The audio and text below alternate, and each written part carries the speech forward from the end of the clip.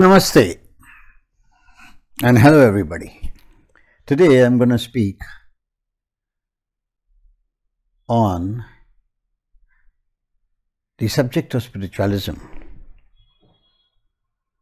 with regards to how it is meant for the elite and not for the common man. So before I come to that elite part, let me tell you some basics about the subject of spiritualism.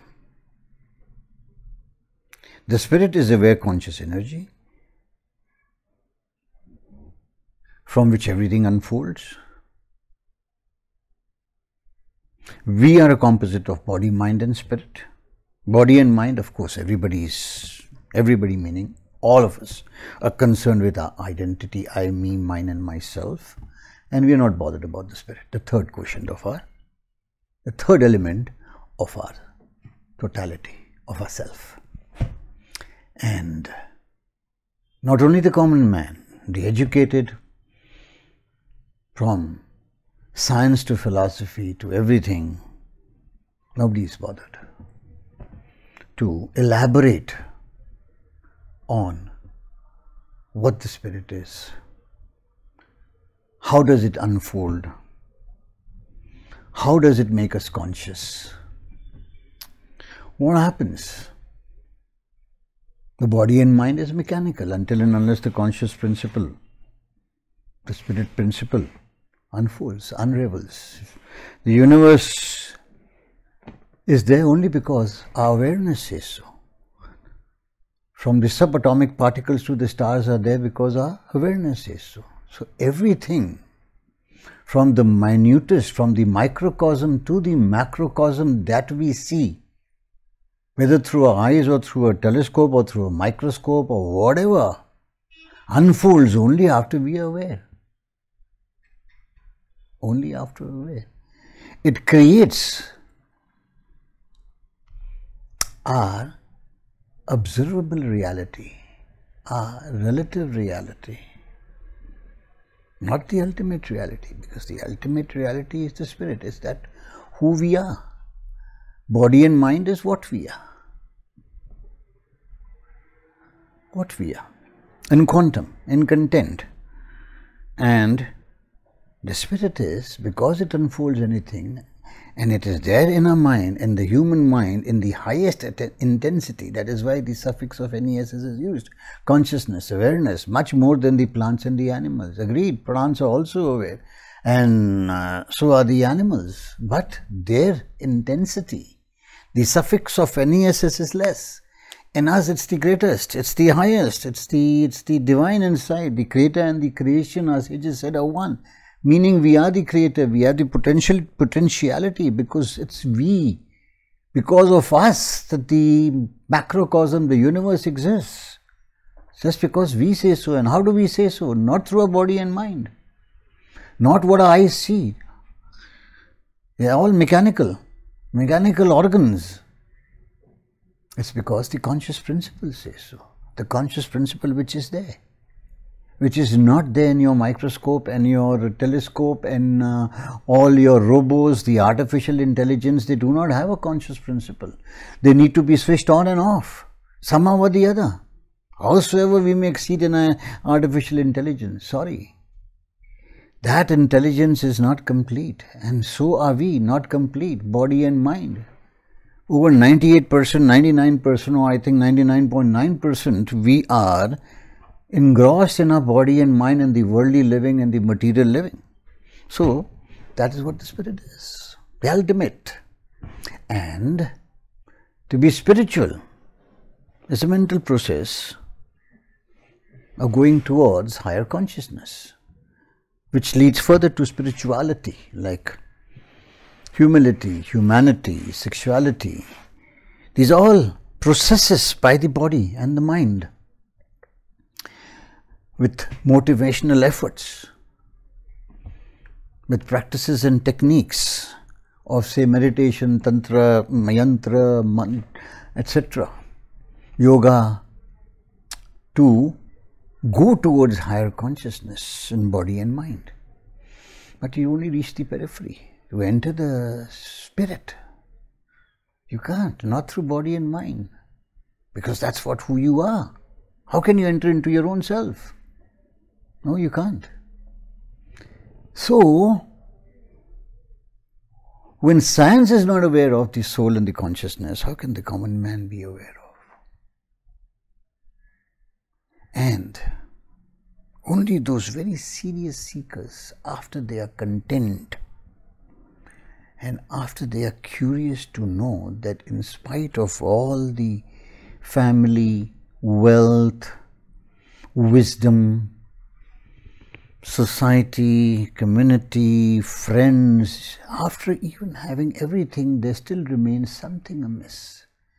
The mind is still running amok. The thoughts are going amok. Chaos.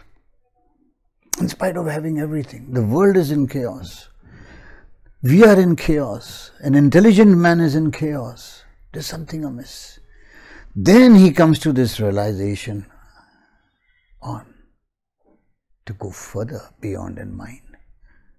And that is how it is left then to the minute portion, very few of us who become serious seekers, serious, because spiritualism, the subject of spiritualism, there is no effort in it.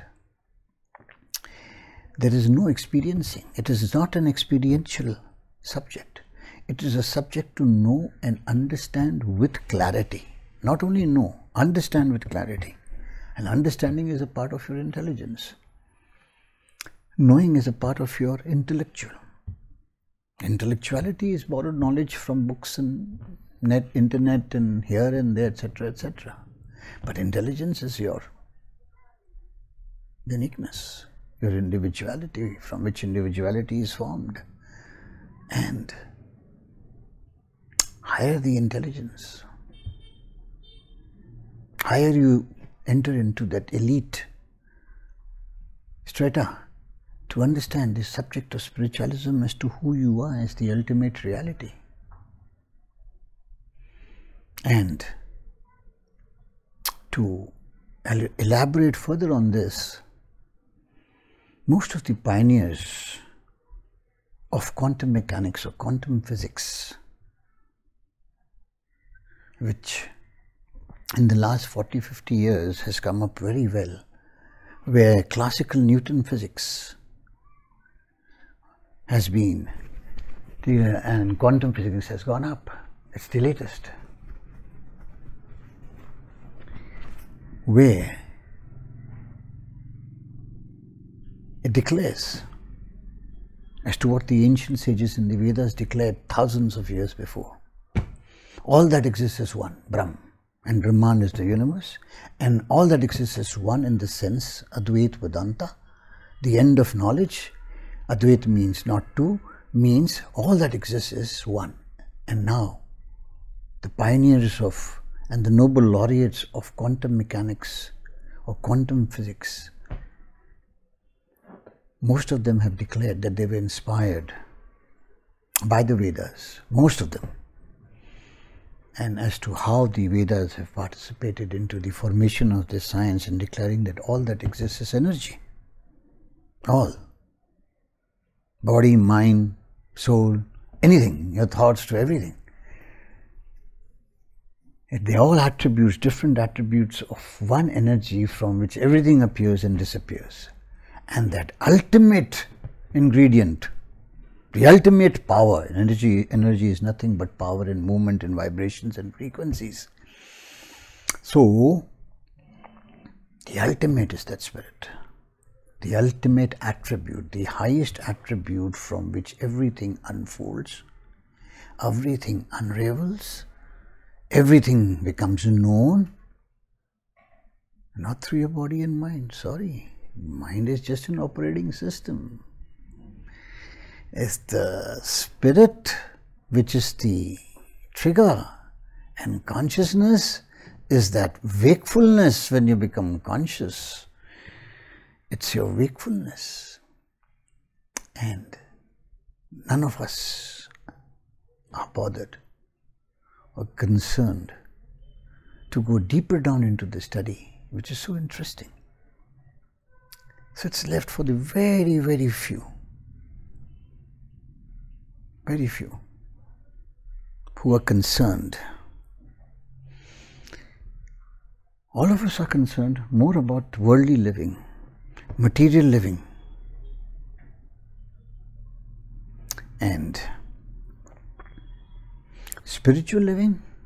Yes, we all consider ourselves to be spiritual, but sorry, without knowing what the spirit of the soul is all about. So I've taken a lot of pains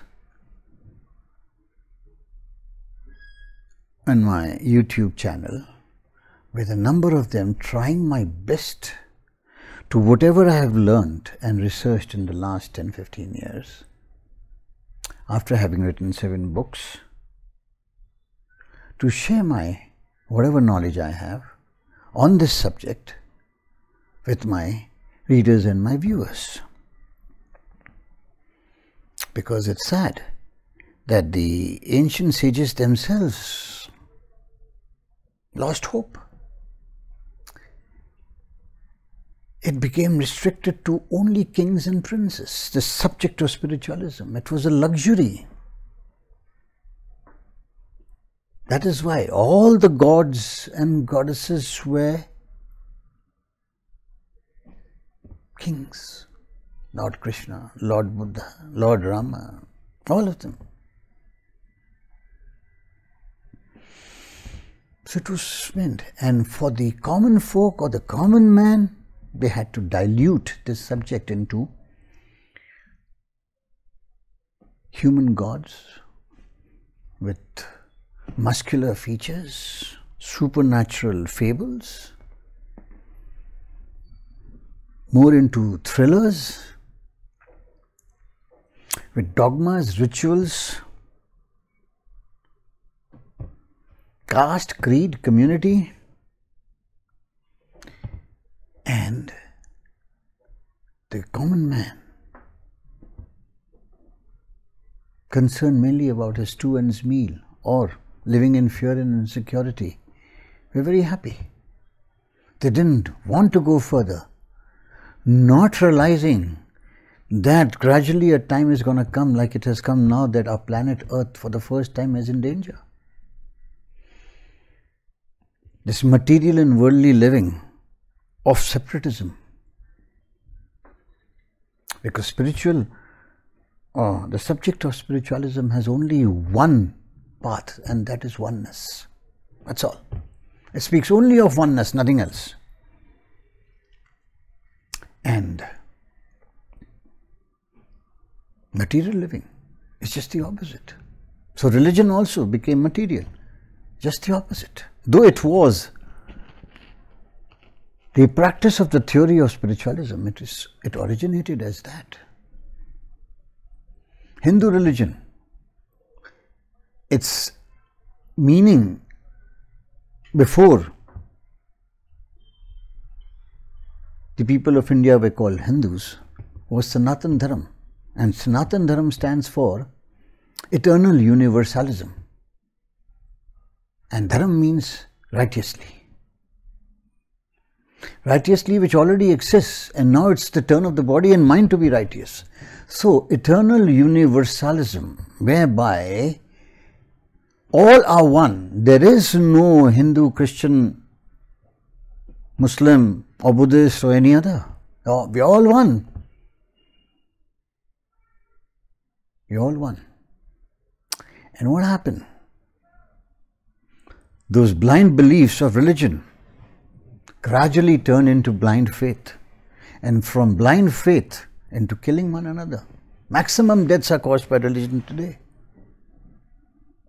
Killings, torturing, terrorizing, because of religion. Each one feels my religion is superior to the other. Each one feels, I am more superior, and that is what ego is all about. I am more superior than you. So it goes on. And this is what material living has led to. And that is what you will not disagree that 99% or more than 99% have this issue in them. Howsoever you may call yourself spiritual, whatever these spiritual celebrities or spiritual artists or motivational speakers, put them onto one platform and see how the ego will emerge and how anger will erupt, showing their weaknesses. So, where are we left? I had no other word to use but the word elite. Because I feel once you've become elite, you're mentally more developed. Mentally more developed to understand the subject of the spiritualism authentically. So, when I researched upon quantum mechanics and realized how the law of conservation of energy, how the laws of thermodynamics are identical to what the Vedas had said, it made me very curious to enter into the subject deeply and understand as to what it is and what does it tell us. It does not need to prove like science anything. It does not needs to give you any evidence. It just declares. It gives out its doctrines that all is one and not two, and that is what science has eventually discovered. All is one and not two. Because in the universe, everything is there as it is, the way it is, existentially. And what we need to do is discover, and that is what we are doing. So, with this hope, I sincerely hope that more and more people will enter into the subject of this spiritualism and discover who you are as the spirit, what you are as the mind, and how you are as your revealing as your body. Thank you.